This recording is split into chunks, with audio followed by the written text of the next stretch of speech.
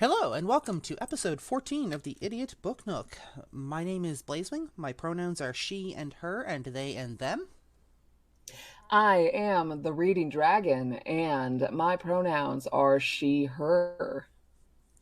I'm Lady Punnet, and my pronouns are she, her, sometimes they, them.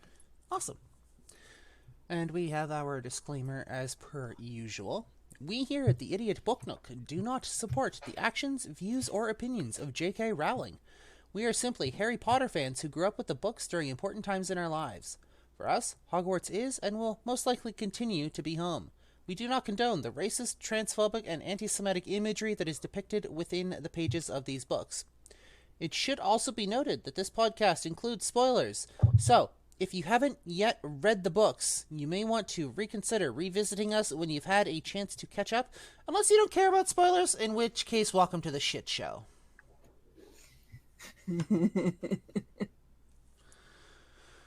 So, Welcome to the shit show. It's gonna be a low blow. we have just finished Nicholas Flamel and finding out who he is. That was our last chapter. Fucking finally. It's only taken most of the school year. Yeah. And we now move on to chapter 14. Norbert the Norwegian Ridgeback. Narrator, take it away, please. Harry Potter and the Sorcerer's or the Philosopher's Stone, whichever you're reading it from. Hold on Narrated. a sec. I forgot something important. God damn it. Sorry. If you would like to follow us on social media, you could follow Lady Punnet on TikTok at paulina.avalon. You can follow me on Linktree at lanktr.ee/blazewing2010. You can find The Reading Dragon on Linktree at lanktr.ee/thereadingdragon. If you would like to take a look at our podcast feed or leave us a voice message that we can then listen in and respond to here on the podcast, anchor.fm/idiot-book-nook. And if you would like to check out our website where we're going to have resources and all that shit, you can find us at idiotbooknook.wordpress.com. Yay. Narrator, take it away, please. Okay. Yeah, now you can take it away. Let's start from the top now. Harry Potter and the Philosopher's or the Sorcerer's Stone, whichever you're reading. And this is narrated by the Reading Dragon, voice acted by Blazewing 2010 and Lady Punnet. Chapter 14, Norbert and the Norwegian Ridgeback. Quirrell, however, must have been braver than they'd thought. In the weeks that followed, he did seem to be getting paler and thinner, but it didn't look as though he'd cracked yet. Every time they passed the third-floor corridor, Harry, Ron, and Hermione would press their ears to the door to check that Fluffy was still growling inside. Snape was sweeping about in his usual bad temper, which surely meant that the stone was still safe. Whenever Harry passed Quirrell these days, he gave him an encouraging sort of smile, and Ron had started telling people off for laughing at Quirrell's stutter. Hermione, however, had more on her mind than the Sorcerer's Stone. She had started drawing up study schedules and color-coding all of her notes. Harry and Ron wouldn't have minded, but she kept nagging them to do the same. Hermione, the exams are ages away. 2 weeks! Hermione snapped. That's not ages. That's like a second to Nicholas Flamel. But we're not 600 years old. Ron reminded her. Ron reminded her? Yeah, reminded.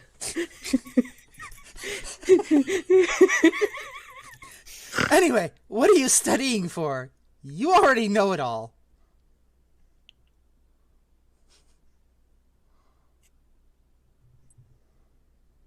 Wait, was that my line? Yes. Oh, okay. We're off to a great... What am I... Sorry, go ahead. What am I studying for? Are you crazy? You realize we need to pass these exams to get into second year. They're very important. I should have started studying a month ago. I don't know what's gotten into me. Unfortunately, the teachers seemed to be thinking along the same lines as Hermione. They piled so much homework onto them that the Easter holidays weren't nearly as much fun as the Christmas ones. It was hard to relax with Hermione next to you, reciting the 12 uses of dragon's blood or practicing wand movements. Moaning and yawning, Harry and Ron spent most of their free time in the library with her, trying to get through all of their extra work. I'll never remember all this. Ron burst out one afternoon, throwing down his quill and looking longingly out of the library window. It was the first really fine day they'd had in months. The sky was a clear, forget-me-not blue, and there was a feeling in the air of summer coming. Harry, who was looking up, Dittany, in 1,000 Magical Herbs and Fungi, didn't look up until he heard Ron say, Hagrid, what are you doing in the library? Hagrid shuffled into view, hiding something behind his back. He looked very out of place in his moleskin overcoat. Just looking, he said in a shifty voice that got their interest at once. And what are you lot up to? He looked suddenly suspicious. You're not still looking for Nicholas Flamel, are you? Oh, we found out who he is ages ago, said Ron impressively. And we know what the dog's guarding. It's a sorcerer's... Shh! Hagrid looked around quickly to see if anyone was listening. Don't go shouting about it. What's the matter with you? There's a few things we wanted to ask you, as a matter of fact, said Harry. About what's guarding the stone, apart from Fluffy. Shh! Said Hagrid again. Listen, come and see me later. I'm not promising to tell you anything, but mind don't go rabbiting about in here. Students aren't supposed to know. They'll think I've told you. See you later, then, said Harry. Hagrid shuffled off. What? Sorry, that's your line. What was he hiding behind his back? Said Hermione thoughtfully. Do you think it had anything to do with the stone? Oh, sorry, no, that's Hermione's line. Do you think it had anything to do with the stone? I'm going to see what section he was in, said Ron, who had enough of working. He came back a minute later with a pile of books in his arms and slammed them down on the table. Dragons! He whispered. Hagrid was looking up stuff about dragons. Look at these. Dragon species of Great Britain and Ireland, from Egg to Inferno, a Dragon Keeper's Guide. Hagrid's always wanted a dragon. He told me so the first time I ever met him, said Harry. But it's against our laws, said Ron. Dragon breeding was outlawed by the Warlocks Convention of 1709. Everyone knows that. It's hard to stop muggles from noticing us if we're keeping dragons in the back garden. Anyway, you can't tame dragons. It's dangerous. You should see the burns Charlie's got off wild ones in Romania. But there aren't wild dragons in Great Britain? Said Harry. Of course there are. Said Ron. Common Green Welsh and Hybridian Blacks.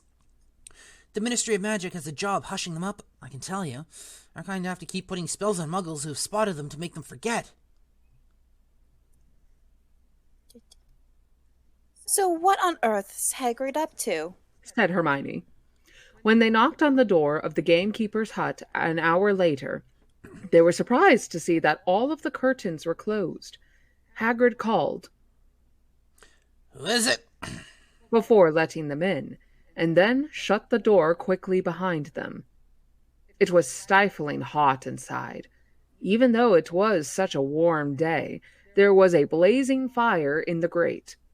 Hagrid made them tea and offered them stoat sandwiches, which they refused. So, you wanted to ask me something?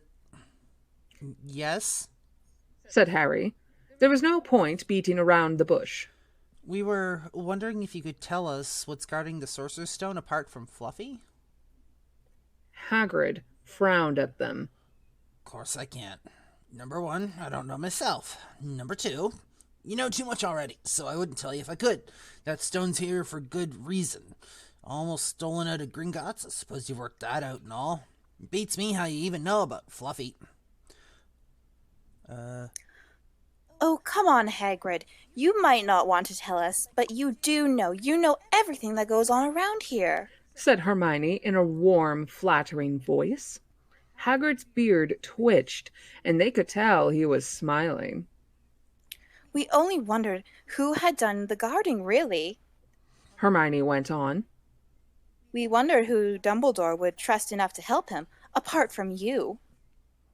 Hagrid's chest swelled at these last words. Harry and Ron beamed at Hermione.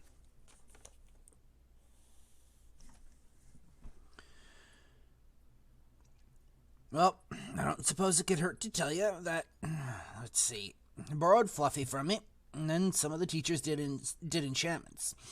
Professor Sprout, Professor Flitwick, Professor McGonagall. He ticked them off on his fingers. Professor Quirrell. And Dumbledore himself did something, of course. Hang on, I've forgotten someone. Oh yeah, Professor Snape. Snape? Yeah, you're not still on about that, are you? Look, Snape helped protect the stone. He's not about to steal it. Harry knew Ron and Hermione were thinking the same he was. If Snape had been on protecting the stone, it must have been easy to find out how the other teachers had guarded it. He probably knew everything, except, it seemed, Quirrell's spell and how to get past Fluffy. You're the only one who knows how to get past Fluffy, aren't you, Hagrid? Said Harry anxiously. And you wouldn't tell anyone, would you? Not even one of the teachers? Not a soul knows, except me and Dumbledore. Said Hagrid proudly. Well, that's something. Harry muttered to the others. Harry muttered to the others, that's what I'm trying to say. Harry muttered to the others. Hagrid, can we have a window open? I'm boiling. Can't, Harry. Sorry. Said Hagrid. Harry noticed him glance at the fire. Harry looked at it too. Hagrid, what's that? But he already knew what it was. In the very heart of the fire, underneath the kettle, was a huge black egg. Said Hagrid, fiddling nervously with his beard. That's, Where did you get it, Hagrid? Said Ron, crouching over the fire to get a closer look at the egg. It must have cost you a fortune. Won it. Said Hagrid. Last night, I'm down in the village having a few drinks and got into a game of cards with a stranger. I think he was quite glad to be rid of it, to be honest. Just a second here. But what are you going to do with it after it's hatched? Said Hermione. Well, I've been doing some reading. Said Hagrid, pulling a large book from under his pillow. Got this out of the library. Dragon breeding for pleasure and profit. It's a bit out of date, of course, but it's all in here. Keep the egg in the fire. Goes their mothers, breathe on him, and see. And when it hatches, feed it a bucket of brandy mixed with chicken blood every half hour. And see here, how to recognize different eggs. What I got there is a Norwegian Ridgeback. They're rare, them. He looked very pleased with himself, but Hermione didn't. Hagrid, you live in a wooden house, she said. But Hagrid wasn't listening. He was humming merrily as he stoked the fire. So now they had something else to worry about. What might happen to Hagrid if anyone found out he was hiding an illegal dragon in his hut? Wonder what it's like to have a peaceful life. Ron sighed as evening after evening they struggled through all of the extra homework they were getting. Hermione had now started making study schedules for Harry and Ron too. It was driving them nuts. Then, one breakfast morning, Hedwig brought Harry another note from Hagrid. He had written 2 words. It's hatching. Ron wanted to skip herbology and go straight down to the hut. Hermione wouldn't hear of it. Hermione, how many times in our lives are we going to get to see a dragon hatching? We've got lessons. We'll get in trouble. Then there's nothing, and that's nothing to what Hagrid's going to be in when someone finds out what he's doing. Shut up, Harry whispered. Malfoy was only a few feet away, and he had stopped dead to listen. How much had he heard? Harry didn't like the look on Malfoy's face at all. Ron and Hermione argued all the way to herbology, and in the end, Hermione agreed to run down to Hagrid's with the other two during morning break. When the bell sounded from the castle at the end of their lesson, the 3 of them dropped their trowels at once and hurried through the grounds to the edge of the forest. Hagrid greeted them, looking flushed and excited. It's nearly out. He ushered them inside. The egg was lying on the table. There were deep cracks in it. Something was moving inside. A funny clicking noise was coming from it. They all drew their chairs up to the table and watched with bated breath. All at once, there was a scraping noise and the egg split open. The baby dragon flopped onto the table. The baby dragon flopped onto the table. It wasn't exactly pretty, Harry thought. Harry thought it looked like a crumpled black umbrella. Its spiny wings were huge compared to its skinny jet body. It had a long snout with wide nostrils, the stubs of horns and bulging orange eyes. It sneezed. A couple of sparks flew out of its snout. Isn't he beautiful? Hagrid murmured. He reached out a hand to stroke the dragon's head.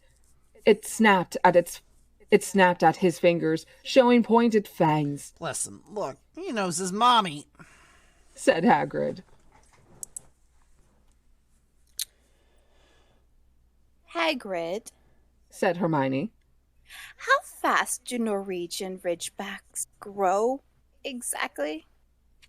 Hagrid was about to answer when the color suddenly drained from his face. He leapt to his feet and ran to the window. What's the matter? Someone was looking through the gap in the curtains. It's a kid. He's running back up to the school. Harry bolted to the door and looked out. Even at a distance, there was no mistaking him. Malfoy had seen the dragon.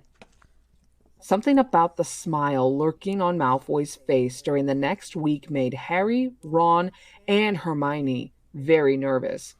They spent most of their free time in Hagrid's darkened hut, trying to reason with him. Just let him go, Harry urged. Set him free. I can't, said Hagrid. He's too little. He'd die. They looked at the dragon. It had grown 3 times in length in just a week. Smoke kept furling out of his nostrils. Hagrid hadn't been doing his gamekeeping duties because the dragon was keeping him so busy. There were empty brandy bottles and chicken feathers all over the floor. I've decided to call him Norbert, said Hagrid, looking at the dragon with misty eyes. He really knows me now. Watch. Norbert, Norbert, where's Mummy? He's lost his marbles, Ron muttered in Harry's ear. Hagrid, said Harry loudly. Give it 2 weeks and Norbert's going to be as long as your house. Malfoy could go to Dumbledore at any moment. Hagrid bit his lip. I know. I can't keep him forever. But I just can't dump him. I can't. Harry suddenly turned to Ron. Charlie, he said. You're losing it too, said Ron. I'm Ron, remember? Fuck off. He's not sure anymore. I'm Ron, remember? No, Charlie. Your brother Charlie? In Romania? Studying dragons? We could send Norbert to him. Charlie can take care of him and put him back in the wild. Brilliant! said Ron. How about it, Hagrid? And in the end, Hagrid agreed that they could send an owl to Charlie to ask him. The following week dragged by. Wednesday night found Hermione and Harry sitting alone in the common room, long after everyone else had gone to bed. The clock on the wall had just chimed midnight when the portrait hole burst open. Ron appeared out of nowhere as he pulled off Harry's invisibility cloak. He had been down at Hagrid's hut, helping him feed Norbert, who was now eating dead rats by the crate. Bit me, he said, showing them his hand, which was wrapped in a bloody handkerchief. I'm not going to be able to hold a quill for a week, I tell you. I'm not going to be able to hold a quill for a week. I tell you, that dragon's the most horrible animal I've ever met, but the way Hagrid goes on about it, you'd think it was a fluffy little bunny rabbit. But when it bit me, he told me off for frightening it, and when I left, he was singing it a lullaby. There was a tap on the dark window. It's Hedwig, said Harry, hurrying to let her in. She'll have Charlie's answer. The three of them put their heads together to read the note. Dear Ron, how are you? Thanks for the letter. I'd be glad to take the Norwegian Ridgeback, but it won't be easy getting him here. I think the best thing will be to send him over with some friends of mine who are coming to visit me next week. Trouble is, they mustn't be seen carrying an illegal dragon. Could you get the Ridgeback up the tallest tower at midnight on Saturday? They can meet you there and take him away while it's still dark. Send me an answer as soon as possible. Love, Charlie. They looked at one another. We've got an invisibility cloak, said Harry. It shouldn't be too difficult. I think the cloak's big enough to cover two of us and Norbert. It was a mark of how bad the last week had been that the other two agreed with him. Anything to get rid of Norbert and Malfoy. There was a hitch. By the next morning, Ron's bitten hand had swollen to twice its unusual size. He didn't know whether it was safe to go to Madame Pomfrey. Would she recognize the dragon bite? By the afternoon, though, he had no choice. The cut had turned a nasty shade of green. It looked as if Norbert's fangs were poisonous.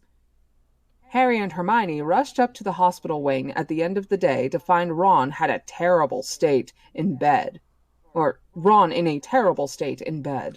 It's not just my hand, he whispered. Although it feels like it's about to fall off.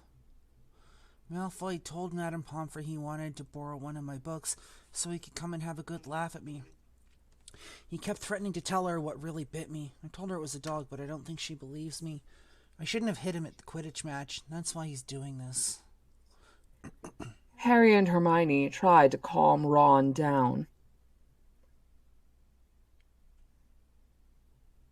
Sorry, was writing a note. It'll all be over at midnight on Saturday, said Hermione. But this didn't soothe Ron at all. On the contrary, he sat bolt upright and broke into a sweat. Midnight on Saturday? He said in a hoarse voice. Oh no. I just remember Charlie's letter was in the book Malfoy took, and he's going to know how we're getting rid of Norbert. Harry and Hermione didn't give a chance to answer. Madame Pomfrey came over at the moment and made them leave, saying Ron needed sleep. It's too late to change the plan now, Harry told Hermione. We haven't got time to send Charlie another owl, and this could be our only chance to get rid of Norbert. We'll have to risk it. We have got the invisibility cloak. Malfoy doesn't know about that. They found Fang, the boardhound, sitting outside with a banged tail, and they went to tell Hagrid, who opened a window to talk to them. I won't let you in, he puffed. Norbert's at a tricky stage. Nothing I can't handle. When they told him about Charlie's letter, his eyes filled with tears, although that might have been because Norbert had just bitten him on the leg. It's all right. You only got my boot. Just playing. It's only a baby after all. The baby banged its tail on the wall, making the windows rattle. Harry and Hermione walked back to the castle feeling Saturday couldn't come soon enough. They would have felt sorry for Hagrid when the time came for him to say goodbye to Norbert if they hadn't been so worried about what they had to do. It was very dark. It was a very dark, cloudy night, and they were a bit late arriving at Hagrid's hut because they had to wait for Peeves to get out of their way in the entrance hall, where he'd been playing tennis against the wall. Hagrid had Norbert packed and ready in a large crate. He's got lots of rats and some brandy for the journey, said Hagrid in a muffled voice. I've packed his teddy bear in case he gets lonely. From inside the crate came ripping noises that sounded to Harry as though the teddy was having his head torn off. Bye-bye, Norbert, Hagrid sobbed as Harry and Hermione covered the crate with the invisibility cloak and stepped underneath it themselves. Mummy will never forget you. How they managed to get the crate back up to the castle they never knew. Midnight ticked nearer as they heaved Norbert up the marble staircase in the entrance hall and along the dark corridors. Up another staircase, then another. Even one of Harry's shortcuts didn't make the work much easier. Nearly there, Harry panted as they reached the corridor beneath the tallest tower. Then, a sudden movement ahead of them made them almost drop the crate. Forgetting that they were already invisible, they shrank into the shadows, staring at the dark outlines of two people grappling with each other 10 feet away. A lamp flared. Professor McGonagall, in a tartan bathrobe and a hairnet, had Malfoy by the ear. Detention! She shouted. And 20 points from Slytherin, wandering around in the middle of the night. How dare you? You don't understand, Professor. Harry Potter's coming, and he's got a dragon. What utter rubbish. How dare you tell such lies? Come on, I shall see Professor Snape about you, Malfoy. The steep spiral staircase up to the top of the tower seemed the easiest thing in the world after that. Not until they stepped out into the cold night air did they throw off the coat, glad to be able to breathe properly again. Hermione did a sort of jig. Malfoy's got Sorry, go ahead. That's mine. Yeah, sorry, I saw that. Malfoy's got detention. I could sing. Don't. Harry advised her. Chuckling about Malfoy, they waited. Norbert thrashing about in his crate. About 10 minutes later, 4 broomsticks came swooping down out of the darkness. Charlie's friends were a cheery lot. They showed Harry and Hermione the harness they'd rigged up, so they could suspend Norbert between them. They all helped buckle Norbert safely into it, and then Harry and Hermione shook hands with the others and thanked them very much. At last, Norbert was gone. They slipped back down the spiral staircase, their hearts as light as their hands, now that Norbert was off of them. No more dragon, Malfoy in detention. What could spoil their happiness? The answer to that was waiting at the foot of the stairs. As they stepped into the corridor, Filch's face loomed suddenly out of the darkness. Well, he whispered. We are in trouble. They'd left the invisibility cloak on top of the tower. And that's it for chapter 14. So, that's something that was definitely not in the film, and I wish it was. Yep, agreed. Let's just talk for a moment about Hermione's ability to talk herself out of just about any situation, and sweet talk just about anybody she wants to. The way she smooth talked Hagrid, like, that was slick. Yeah. Well, I think that comes... Well, here's the thing. We've been shown that Hermione has a hard time relating to peers. Yep. Mm-hmm. So I think she just has a really easy time kissing up to authority figures. Yep. She's a teacher's pet. We know this. Mm-hmm. Yeah, you're not wrong. And you're not wrong that she was very slick for doing that, and it shows great maturity on her character to know Hagrid just needs to hear a few kind words, because sadly, I don't think he gets to hear many kind words. Which No, makes me he sad. does. Mm-hmm. Yeah, no, I mean, being a slightly outcast from the school at a young age for something he actually didn't do, Yep. to the ridicule he already gets because he was born a half giant, Yep. to like how he's treated by the Dursleys when they first officially meet him at the beginning of the book. Yep. Yeah. And the way the freaking Malfoy just goes at him. Fertzune says, Hagrid is just a big friend. You're not wrong. Yeah.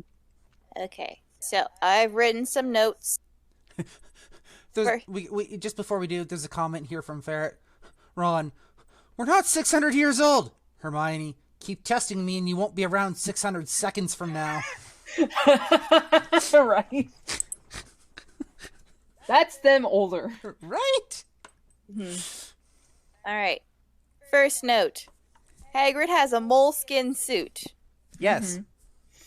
How many moles did it take to make that suit? 42. Probably. All right, next note. The Warlock Convention of 1706. Yes.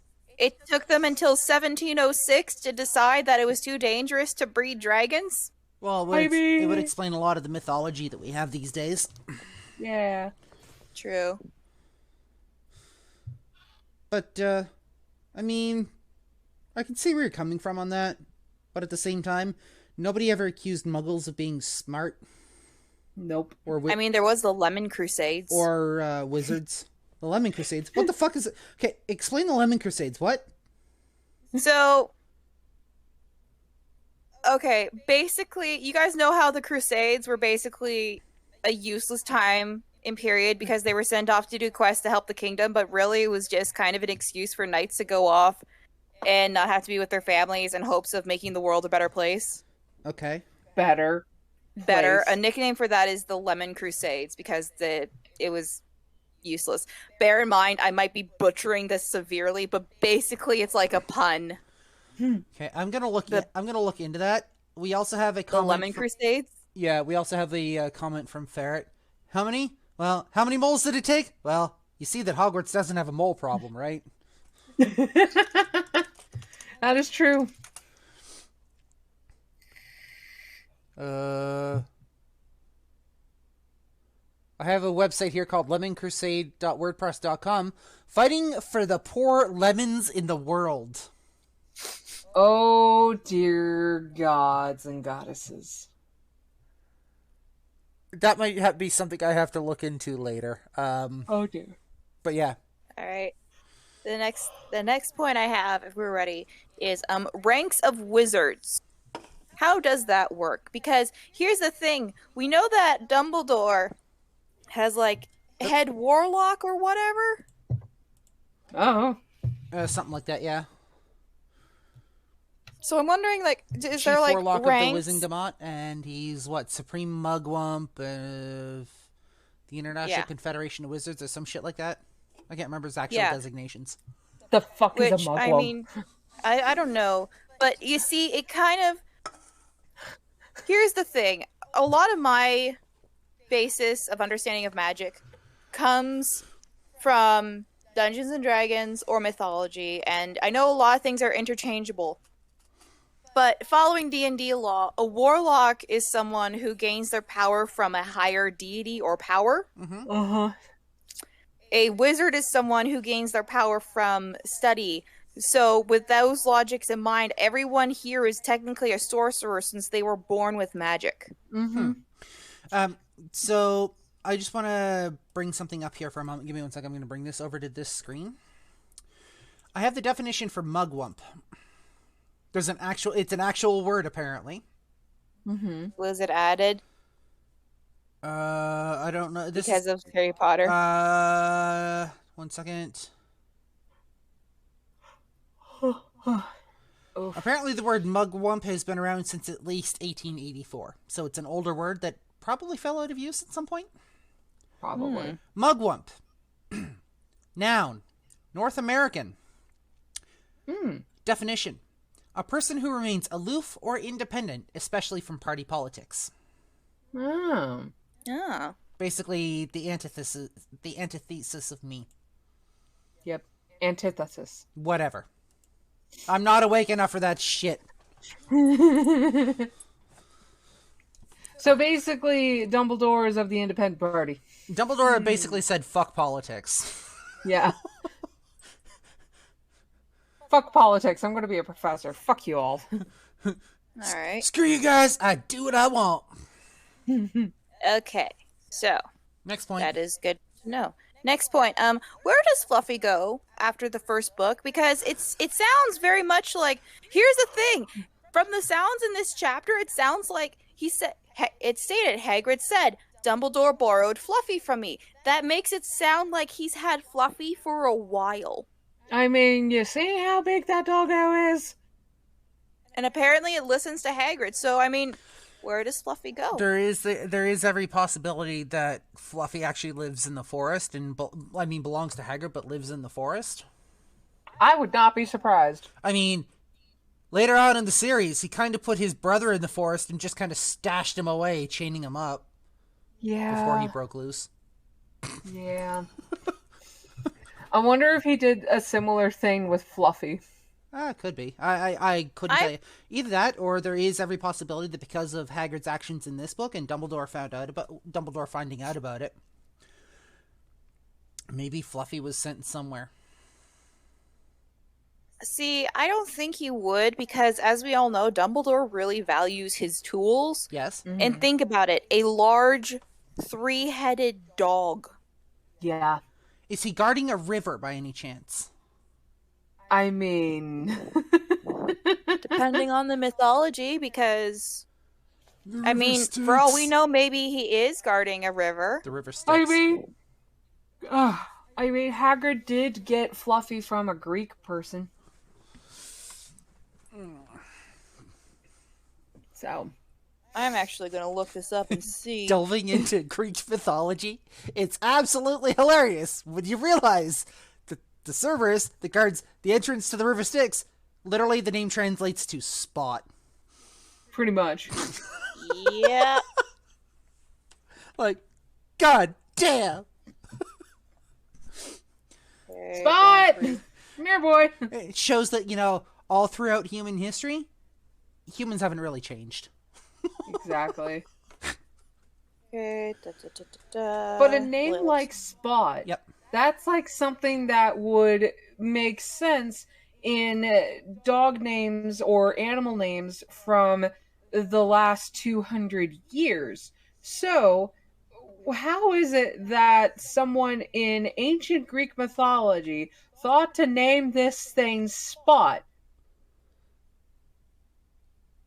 Couldn't tell you. Okay, wait. Here we go. I found a thing. Yep.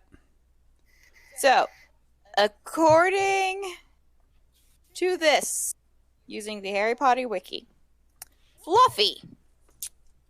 After Fluffy's duties were done and the thing he was protecting was destroyed, Hagrid set Fluffy free in the Forbidden Forest. Yep. Shortly thereafter, however, Dumbledore decided to arrange for it to be sent back to his native Greece, as he preferred to keep some of Hagrid's more ill-advised acquisitions away from the school. In 2019, Fluffy was suspected to have been involved in an incident with a taco truck. Oh my god! It's a chew toy! Oh no! And that's 2019? Yep, that was 3 years ago. Oh no. Yep. Huh. Well, on that note... I love this. I love this so much. Well, on that note... Yep, so that's my note done for what happened to Fluffy after the first book. Okay, here's another note that's kind of actually concerning for me. Uh-huh. So we know that dragon breeding and dragon handling have been illegal since 1706, yeah? Yeah. Why the fuck does Hogwarts have books on how to breed dragons? What do you want to bet Hagrid found it in the forbidden section?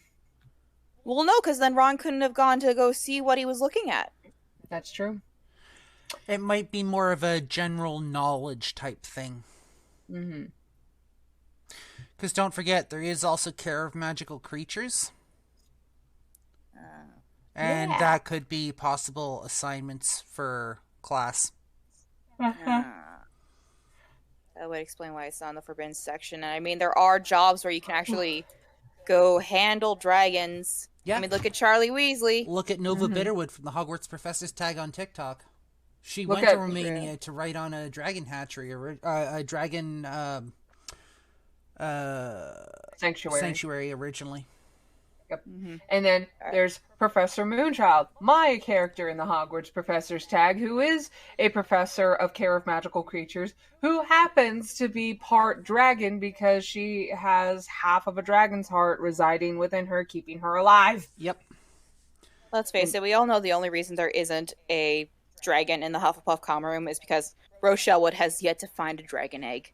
I mean, let's see if we can expedite that a little bit. Maybe, we shall see. I mean, she might have to put her foot down. I mean, my character Thornwick might have to put her foot down for that, though. I present you with Because- Moonchild. So, anyways, back on track. Next on track, Hogwarts has a bell. Yep. yeah.